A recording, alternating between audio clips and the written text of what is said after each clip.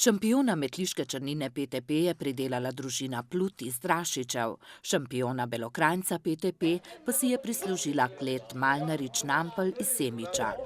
Le nekaj ur po končanem ocenjevanju so se predstavniki organizacijskega odbora vinske Vigradi oglasili v Malnaričevi kleti. Prišli smo pogledati, ali je vino, ki ga je dal v oceno, res ta pravo. In ugotovili smo, da je temu tako. Zato so čestitali Malnaričevim in nazdravili šampionskim belokranjcem. Mi se že vrsto let trudimo biti med najboljšimi v vseh kategorijah vin. Posebno pomembno vino za našo klet je pa belokranjc PTP, katerega imamo tudi največjo količino. Tako so lani pridelali več kot 25.000 litrov belokranjca, ki je po oceni strokovne komisije šampionske kakovosti.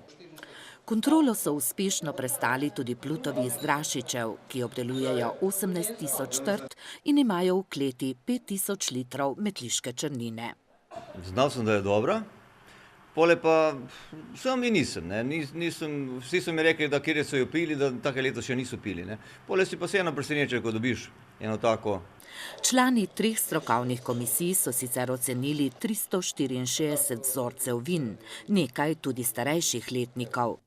Za letošnji letnik pa velja: je kakovost zelo visoka, različno pri posameznih sortah, na splošno rečeno pa kakovost je letniku primerna, torej zelo dobra.